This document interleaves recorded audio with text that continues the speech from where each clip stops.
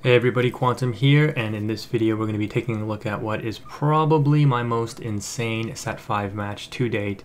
We're back on Sapphire Amethyst. I've made some tweaks to the deck since the last video, and again since this match, but the deck list is linked in the description. My opponent here, who's my friend helping me test out, is going to be on a Ruby Emerald Robin Hood deck, which is surprisingly more effective than you would think.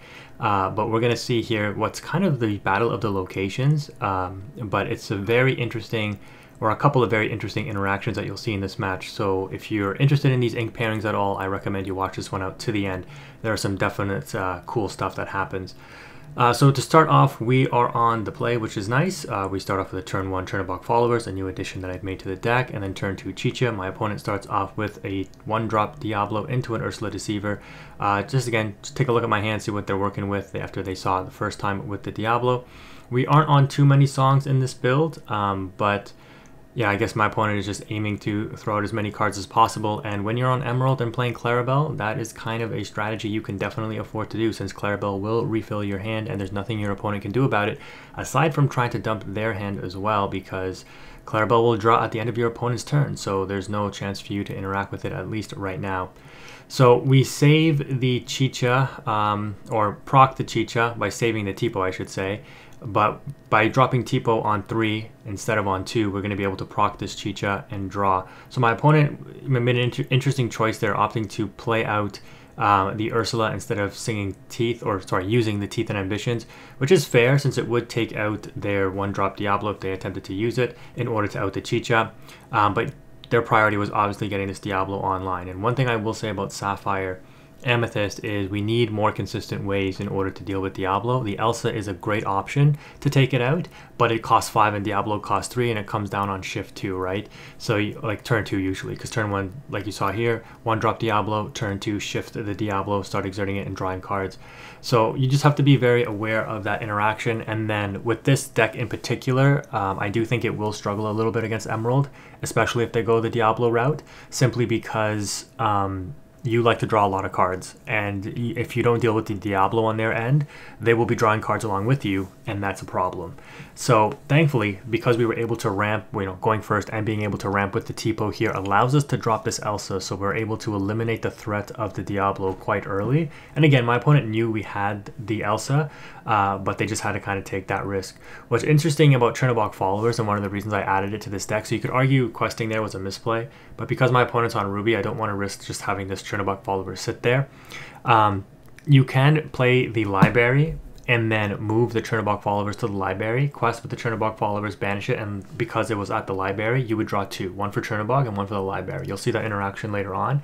But because I had to play Elsa on 5, I couldn't do play the library, move the Chernobog, then quest with it, draw 2.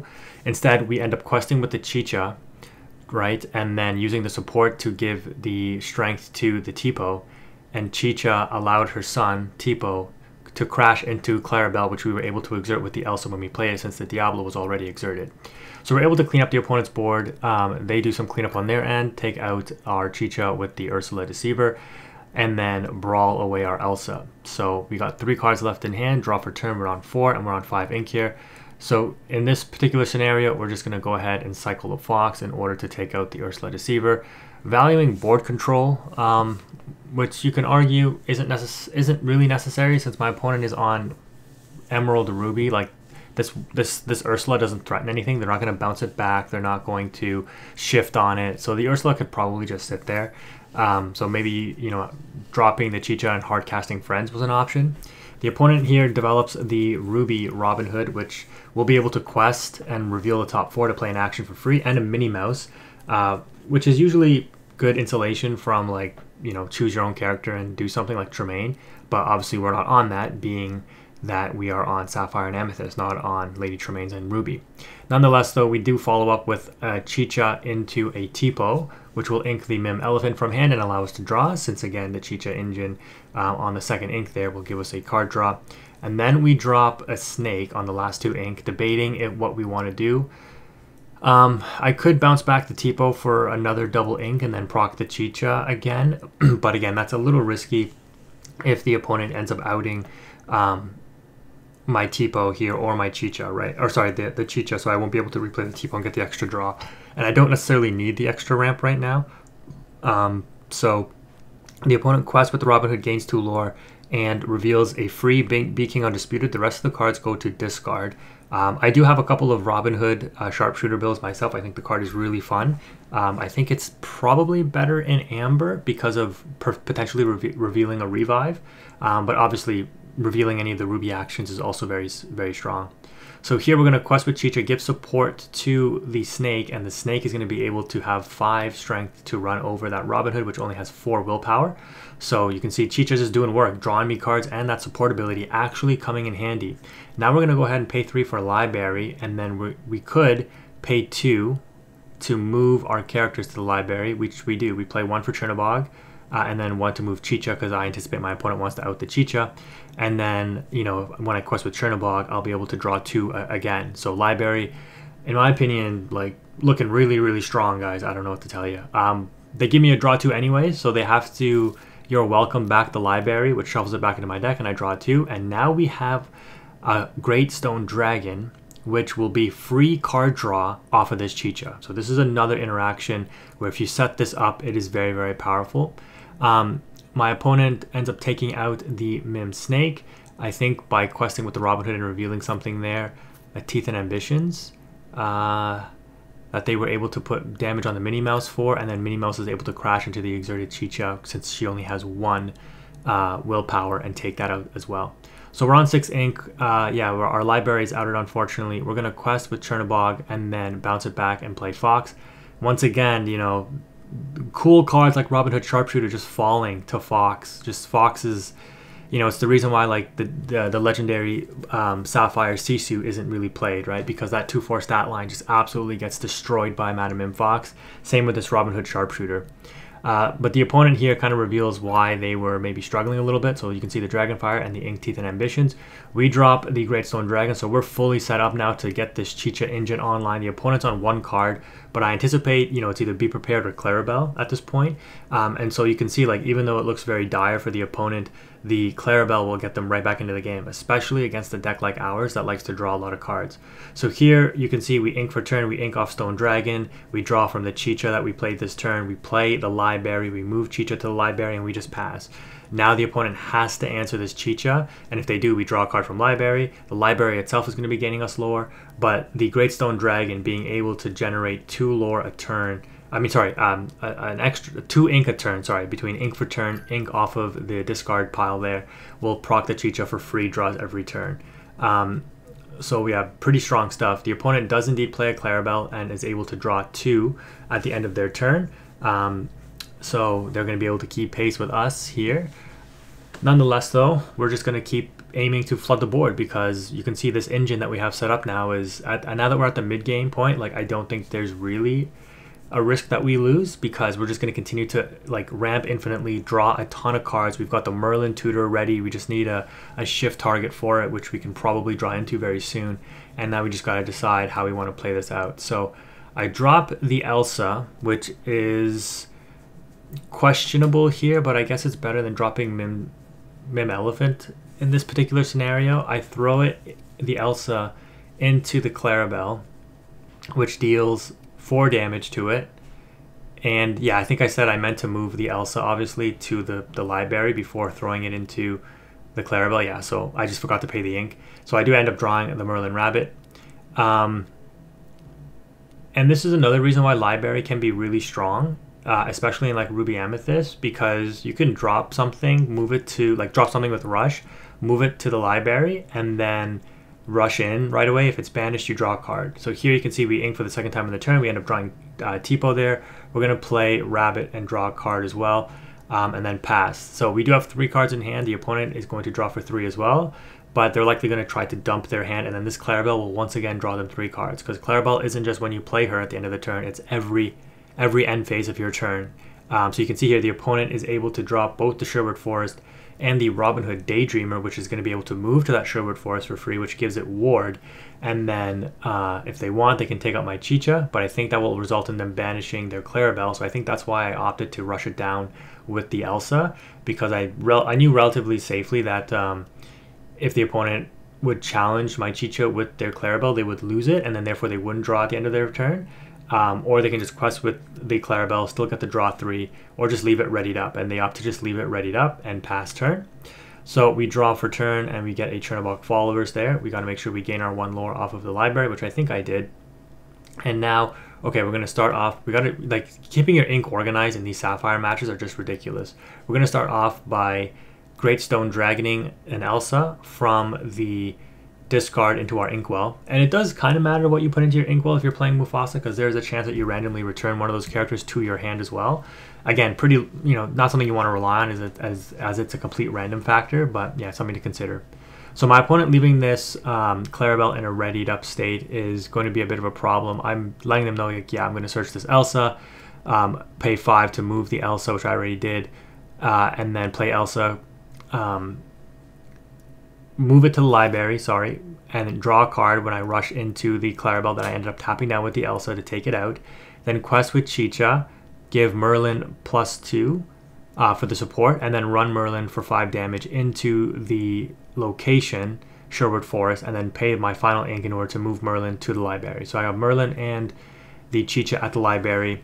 The opponent here is in pretty much a rough spot. They can quest with this Daydreamer, which will get them to 10 lore, but they can't really deal with my board, and if they want to use the Daydreamer to not quest, that's fine with me. Go ahead and take out the Chicha. I'll still draw a card, and it'll prevent you from questing for 4. We're ahead in terms of the lore count anyways right now. We're at 9, so if the opponent even goes to 10, we're still feeling okay.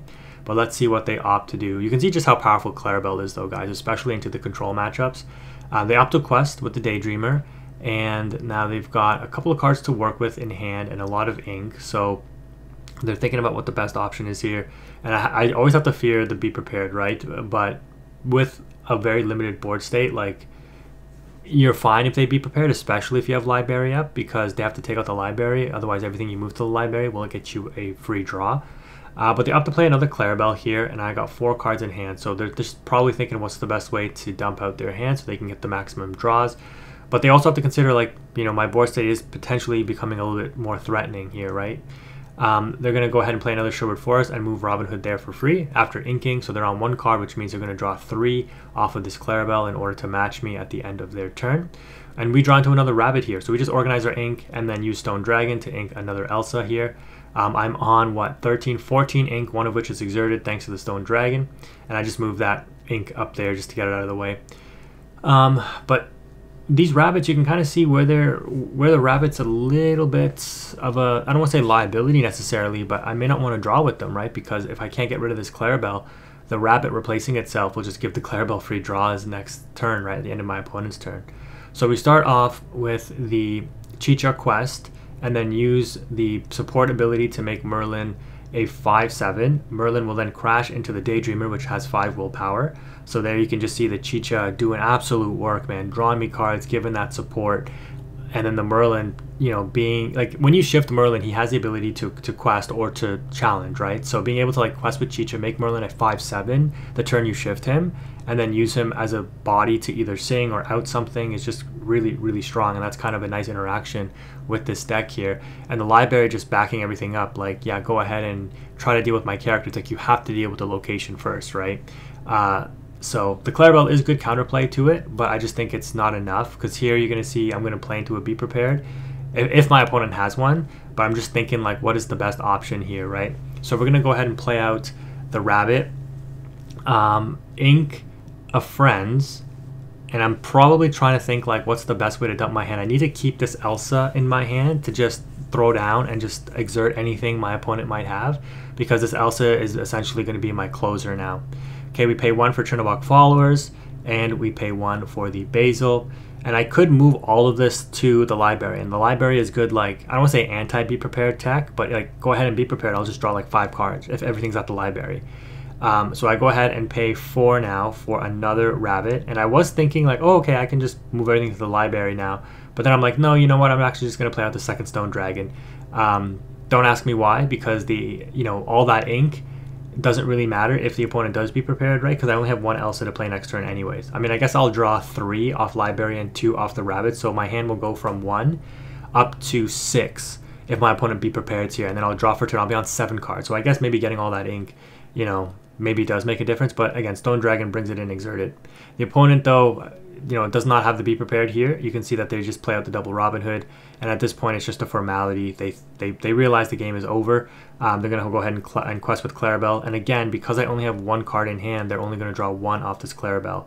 If they did have the be prepared, they would lose the Clarabelle. They could sing it with Clarabelle, but they'd lose it, right? Meaning that they can't proc it to draw 7 cards at the end of their turn, because I'd be on or 6 I should say, because I'd be on 6 after the be prepared. So it's kind of a crazy interaction. Yeah, we're just gonna go ahead and use the Stone Dragons to ink from the discard twice. And again, I talked about how valuable the Stone Dragon is in this deck, considering you play 50 characters, or at least in my version you do. So because that was my second ink for the turn off of 2 Stone Dragons, don't even need to ink for hand. The Chicha will draw, and then I quest with Chernobog while it's at the library, banish it in order to trigger the ability for the Chernobog followers to draw, which means because I also banished it while I was at the library, I draw a second card. We're going to go ahead and quest with Chicha and Basil, giving Merlin double support, making him 7 strength, which is going to be able to instantly out that Sherwood Forest. Now both of those Robin Hoods are vulnerable. They no longer have wards, so we're going to finally drop the big Elsa here, pay 8, and we're just going to lock the game down. The opponent has to top deck, be prepared, and even if they do, like I said, we're going to be drawing off of that library. They just cannot catch a break once the game state kind of got a little too far away from them here. But I mean, I guess we could have maybe gone for game this turn, but instead I opted for the control route.